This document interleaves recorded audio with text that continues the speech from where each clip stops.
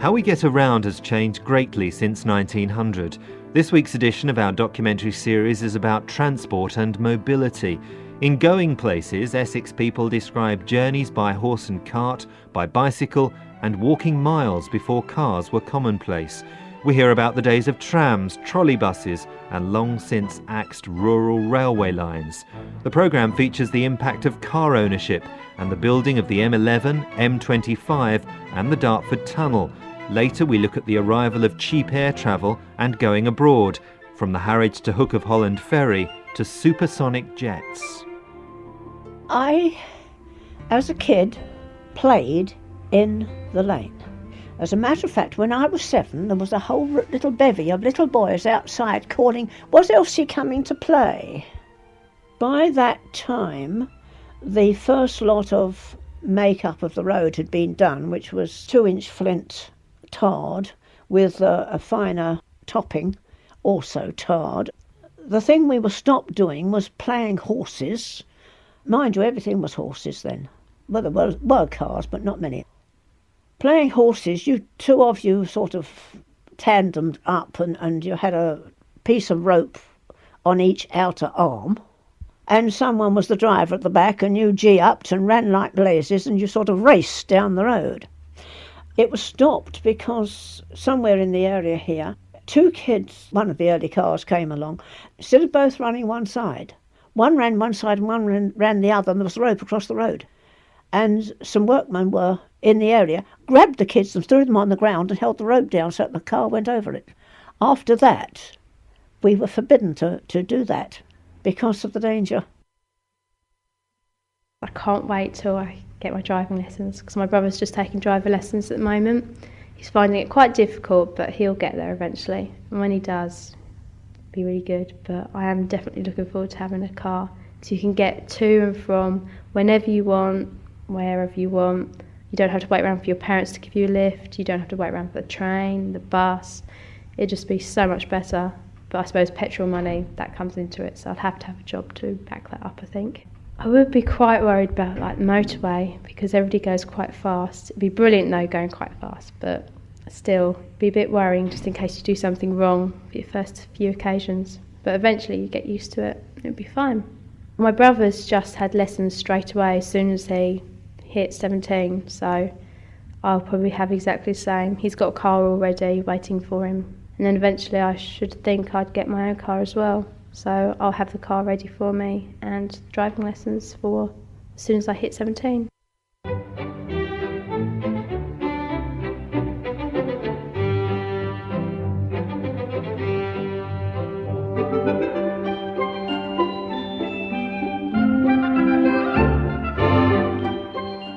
You were lucky if you had a bike in those days, you know.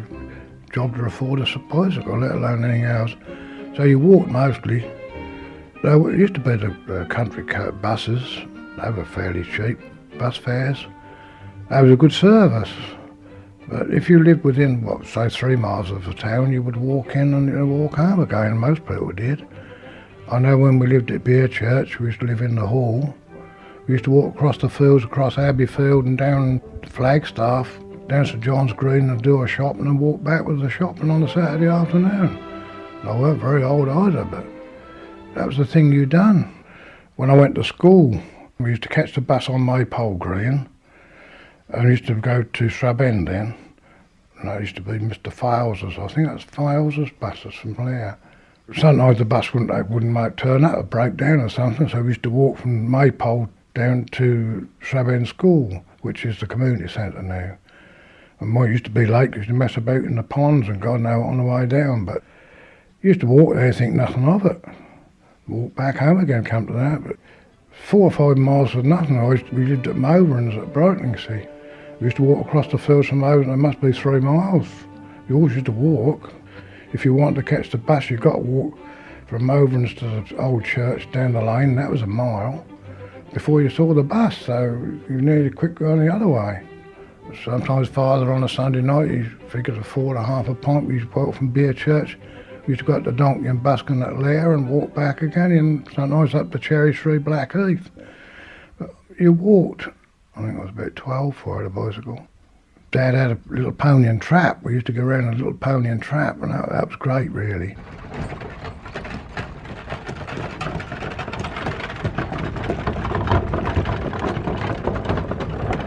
And on a Sunday night, you used to harness a little old pony up in what we called a trap.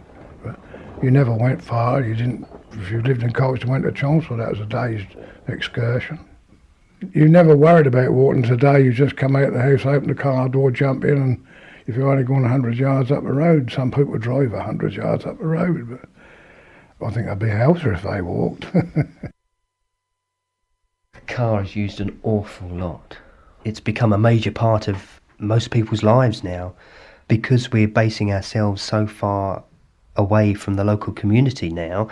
Towns are getting bigger, we're living much further out, distance-wise, from the centre of activity. We're needing our cars to travel that further into work, and it's so much easier now just to jump in the car and go down the road and buy a newspaper than it is to walk. And I think perhaps because it's quicker. We rely on the car as a convenience thing now. We have it now as a necessity rather than a luxury. Years ago it used to be a luxury to have a car and to be able to go out and enjoy a ride in the country in a car, or just go somewhere in the car. But now it's become it's a tool of everyday life now, and we need a car to be able to survive, to get somewhere, to go and do something, to be somewhere. And that obviously has a downfall on the other services that we used to rely on, like the buses and the trains, and we take them for granted. They're there, but we don't perhaps use them because the car is so much more convenient. If we've got a car sitting on our drive, it's much easier just to jump in the car and go where we want to, when we want to, and take as long as we want to, rather than relying on someone else, a bus or a train, or having to catch a train at a certain time. In America, there was a firm called Scripps Booth. They built a car which was supposed to be a sports car, a racing car. The livery was yellow and black. It was supposed to be a two-seater with a dicky seat sort of thing, and a dicky at the back. It's really more or less a tool kit at the back, but it could be, you could put a seat in it. It was made for America, for folk doing long journeys, and if they were taking food or anything, they wanted a good capacious back to it. There were 1,000 of these built and put on the road in America. One landed in a stable next door to us here. 1924, Dad wanted to go and see the eclipse of the sun at Birkenhead. So he bought the car, and there were 5 of us. So he opened up the back to make a seat in the back for my brother and I, because we were only little kids at the time. We went out for a run. Dad said, let's go to Clacton and see how she goes. He had been out on the arterial before he changed it. A friend of his drove it for him because he thought that this younger fellow could be quicker on the uptake than he if anything went wrong.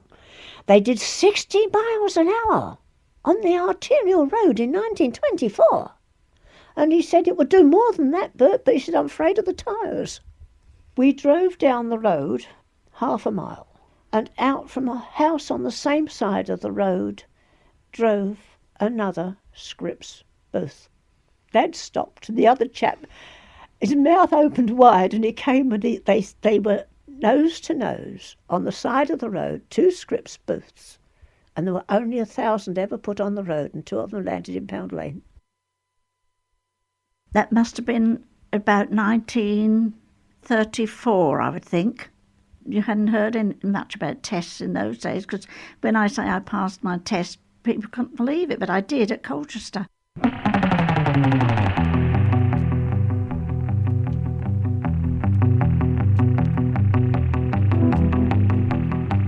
Gosh, do you know, I could go from St Osyth's to Clacton in Father's car. Nothing on the road, no speed limit. You could be there in less than 5 minutes. You could go as fast as you like. There was nothing there. And when I would get to Clacton, you could park anywhere in the main streets. You see, my father was the second man in the village to have a car. Because Father being a builder, you see, we had a lorry and we had a car. And I'll tell you one funny thing, I was driving past the main street one day with my friend in the car. A relative was standing there and she heard this rather awful person, who was always jealous and horrible anyway, say, "I wish those wheels would fly off that car." She heard her say that. See, there was jealousy. There would be. Well, you can understand it really, because so many people didn't have much in those days. I do still drive, but I can't say I enjoy it now. I used to enjoy it very much and used to go fast when we wanted to, because you could do. And of course I drove all through the war, you see, and I enjoyed that. So I was lucky there, because being an experienced driver, they snapped me up, because not many women did drive then, you see. I can remember the first bus, 1932, running from Tarpots to Benfleet War Memorial, and a Major Pierce started that off. It was fourpence from Tarpots to Benfleet, which was a lot of money in them days, and nobody ever went. They still carried on walking because they saw fourpence, not paying that out. Eventually it sort of took off. Then the Bridge family took it over, and they called it Benfleet and District Motor Services, and they used to run from the Anchor at Benfleet to Hadley Church and back, and then they run to Southend.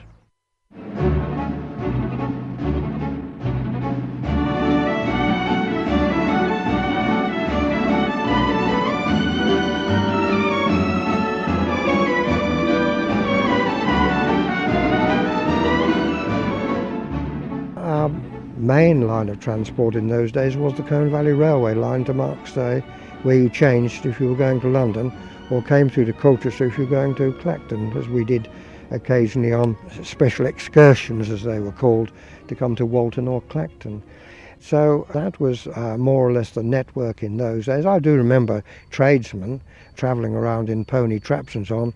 A butcher had a nice little high-stepping pony and so on, and the bread was delivered by pony and cart.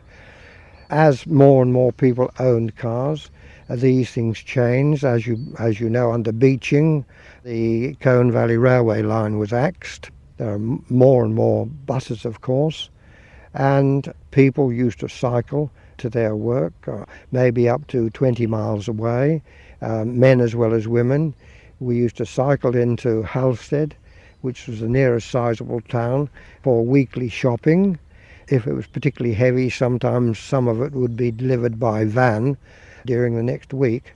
But we depended quite a lot on the bicycle, and occasionally we got lifts in some of our more wealthy friends. Now, of course, even at the local works over here, men who come to work in the works over there, every one of them comes by car.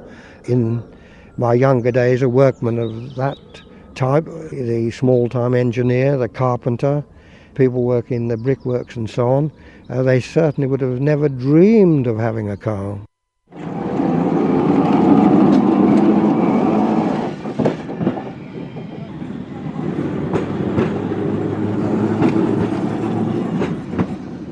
Well, they were fascinating, the trams, and they used to make a noise when the driver used to turn the handle round.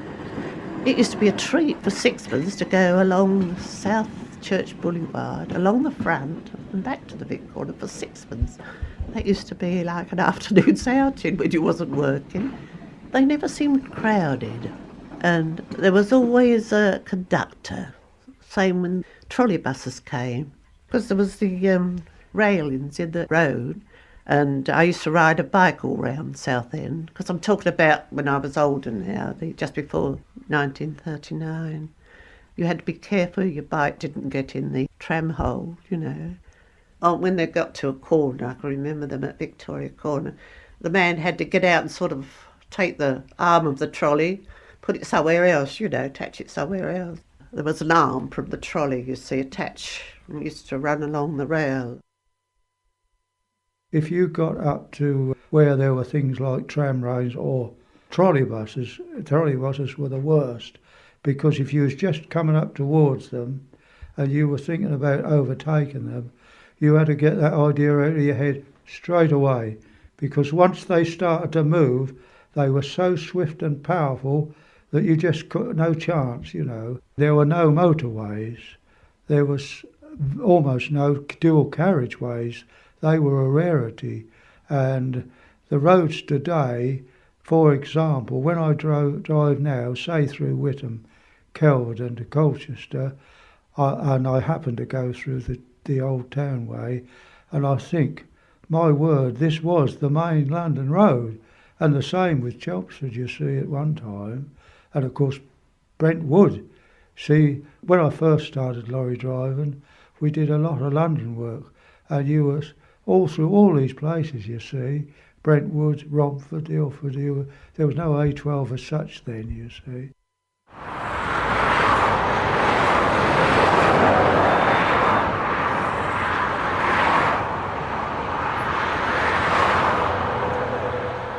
The M11 was built in a number of sections, but the Essex section, which related mainly to me, I think was opened in 77, 78, I think. And that, of course, was then the rapid transit route that avoided the cross-country into town. Cut the journey time in half. It cut the cross-country time by 75%, but you couldn't get anywhere from the end of the M11. It was seen as the rapid transit route from as far away as almost Cambridge, I think. People from Saffron Walden, when it reached them, began to be commuters into London. And they're, 30, 40 miles outside the capital. So it must have made a big impact. Much the same impact as later on the M25 had. I was living in Hornchurch, and the company I was working for, I mean, you were a contractor, so you had to go where they sent you. And I went to the office, and he said to me, there you go, and he gave me a piece of paper where I had to work, and it was Erith. I looked at it, and straight away I thought, oh God, Erith. Because in those days, I would have had to gone all the way from Hornchurch down to, say, Tower Bridge, across Tower Bridge and all the way back again, which was a hell of a long way to go, out of your way, if you think about it, because that's the nearest they could go. Or they could go through Blackwall Tunnel, or they could even go across the Woolwich ferry, but most of them, they just used to go into London and go across the first bridge that they came to. There was a pedestrian ferry, I don't know if it still works, it crossed from Tilbury to Gravesend, I believe. That's the only other way. And it suddenly dawned on me that the Dartford Tunnel was open, and that was the biggest thing that ever happened, because it just opened, and I just started this job in Erith, so I was going backwards and forwards through Dartford Tunnel. I think it was 2 and 6 at the time to go through. What's that, 22.5 pence, is it, or 12.5 pence these days? Yeah, 12.5 pence. So that's how much it was to go through first, but there was only one tunnel, and there was a 40-mile-an-hour speed limit through the tunnel, and the worst thing that happened, I was working over the weekend, one Easter weekend, and that's when we really found out what a traffic jam was like, because everybody was obviously using the tunnel to go to and from the Kent coast, and it was absolutely chock-a-block.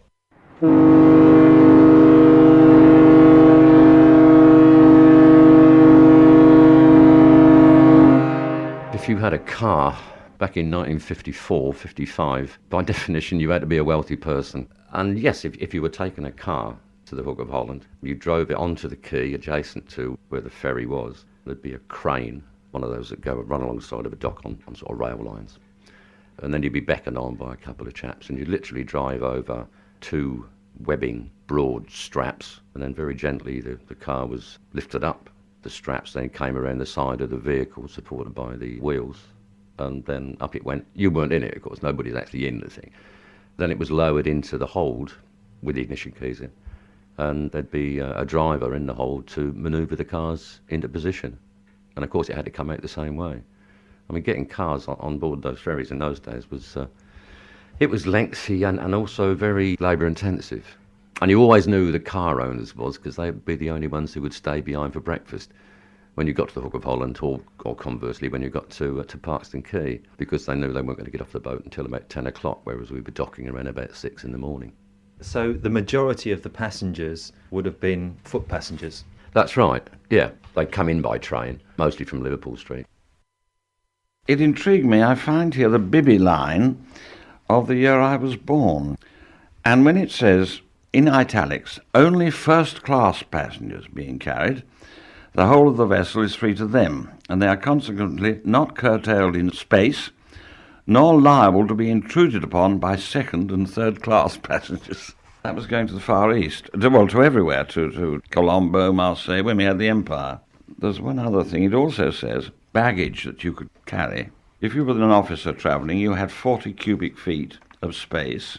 If you were a white servant, you had 20, and if you were a native servant, you only had 10 cubic feet of space. And to me, it's unbelievable. In a way, it's sad, insofar the structure. You've got, the Bibby line had 10 liners, they were chuntering backwards and forwards to all over the Far East, wherever the Empire was. And these ships were all designed to carry officers, only officers, and professional people who were there back to England, or out, as the case may be. Well, first class on those ferries at that time, you could marginally scale down from, say, the Titanic. You know, they were big, ornate, glazed walls, glass walls, reflecting subtle lamps, walnut veneers and that type of thing were literally everywhere. They were very palatial, really crisp ironed linen tablecloths and proper napkins. There was waiters all over the place. I used to make a lot of fuss of them. I think the standard are still good, but they're catering for, I'm not going to say a different class of person, but many more people are using the ferries now. Things like self-service bars and those sort of arrangements do necessarily alter the makeup of the interior of these vessels now. The ships are much bigger now, much more impersonal than they used to be in those days. I don't know what these modern ships do, but they're also much faster. I think in those days it was about 7 hours.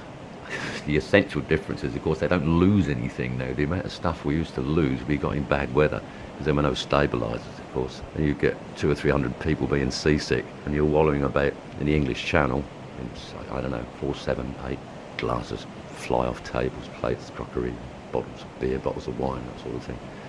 They were very different days. I'm sure there's sometimes we should never have put to sea.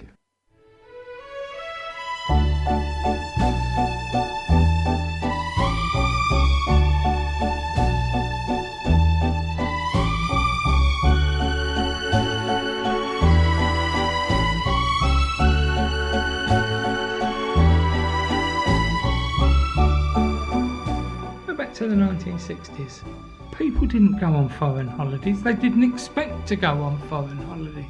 They didn't expect to go on cruises. Their expectations were a fortnight in Bournemouth or a fortnight in Blackpool. They weren't going off to Barcelona or Ibiza, Orlando, as they are today. Transport has become cheaper. The jumbo jet's got a lot to answer for. Whereas before, you had silly little aircraft that would take 4 or 5 hours to get across to Mallorca, for example. Now, in that 4 or 5 hours, you can go to Bermuda, you can go to New York. And if you're really big time, you can go to New York in 2.5 hours on the Concorde. The world is shrinking due to transportation, and this gives people more thoughts of what they want to do and where they want to go. When I was a real kid, little baby, 5 or 6 or whatever, we didn't used to have much money, so we used to go down to Clacton, St Joseph, a bit like Heidi Island type places. We used to go there, Jaywick, Kent, we used to go to Kent, venture down there sometimes.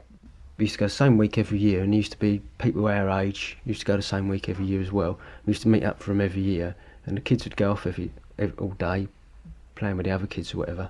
And parents would do what they like. That'd be the same year on, year off, every single year. Couldn't bear thinking about going on holiday then now, because you're used to something a bit better, I suppose, is what you're used to. And it weren't until I was about a teenager that we first went abroad, like for a family holiday. Then my mum and dad really didn't look back from since then, because that was their first trip abroad as well. So they go abroad most of the time now, don't they?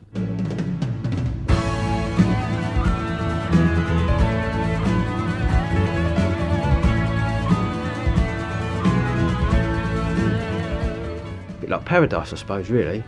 Whereas you get nowadays, people kind of take it for granted. Whereas then, it was really like something out of the blue, something really, really different. Going abroad, and it was fantastic. It's like something off the telly line, these bands he adverts, you know what I mean? That really kind of all the palm trees and all that type of thing. Well, it's the norm now, isn't it? your expectations were really high, and those met your expectations when you first went, but nowadays you suppose you get used to it a bit more, and some places that were nice are not so nice now. There's the tan and all that, isn't it? See, that's what it's all about. Especially when you've been with your friends and that. I mean, so we used to go on lads' holidays all the time, every year we used to go. I mean, if you could move the resort to England with the sun and the sea and the girls and that, you know, I wouldn't have bothered going abroad. It's what you see on the telly, really, I suppose. Get to the airport, everyone gets absolutely paralytic, feeling bad on the plane, you know. Get to the other end and you're on the coach and you're singing loads of songs and everything. And you get to the resort and the bloke looks out and he thinks, oh my God, what's come here, you know. Everyone's getting their big cases out. And then, of course, first night, you go absolutely mad, don't you? You get really sunburnt on the first day. Then you're shaking all over with a sunstroke in the evening. And then you're down to a nightclub and you don't go to bed for the first night. For the last 2 years and this year, I'm going on the music holiday, which is run by my school, by my music teacher. Last year we went to France and this year we're going to Germany. We perform 2 concerts and then the rest of the time is just travelling around, looking at places, just like going on a normal holiday. I think I was about 3 or 4, when my mum and dad took me to Spain. I've been to Australia 3 times. That was good. I remember all 3 times for that.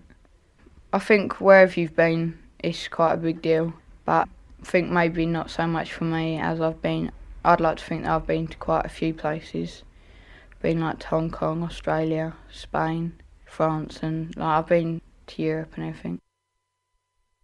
I'm fairly used to travelling in Europe now. I think I've been, seen that, done that, and I don't consider a quick flight or a ferry journey to Europe to be something out of this world. I mean, it's exciting and it's fun, but it's not a major endeavour like I can imagine that it was in the past for people.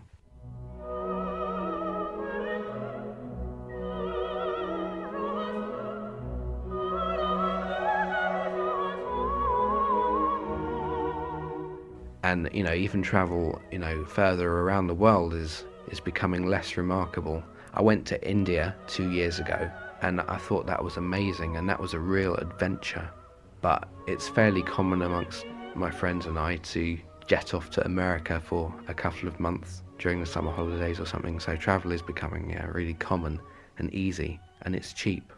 There's a story in my family, I suppose about 50 years ago, an aunt saying to her husband about telling a story about someone who'd moved away from the village, and they'd moved from as though this was a major life-changing decision. So the story is about a child who'd moved away from the village, and when I heard the story I was thinking of maybe they'd emigrated or gone to France or something, but they'd actually moved from Roe Hedge to 8 Ash Green, and that was a major expedition.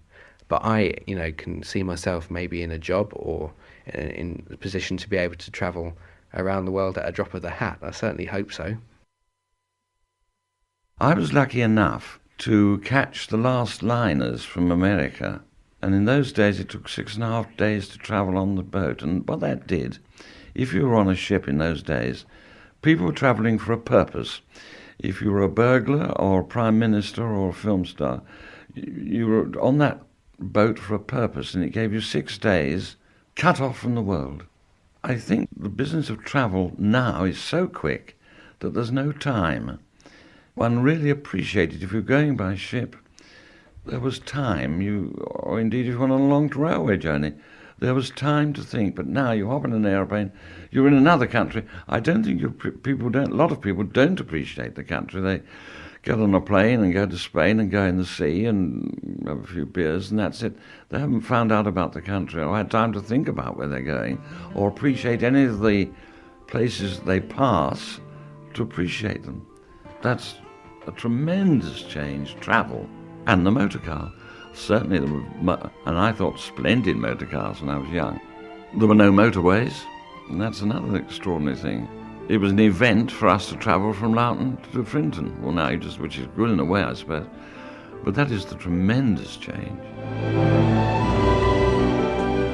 In part 13 of The Century Speaks, Going Places, you heard the voices of Melanie Bax, Alan Chilvers, Albert Lazell, Elsie Norman, Chris Backshall, Peggy Byers, Thomas Wiseman, Stella Jones, Eric Moy, Bernard Elkin, Peter Harrison, Bob Richardson, Doug Wood, Jim Attrell, Matthew Sherlock, Richard Smith and Jack Watling.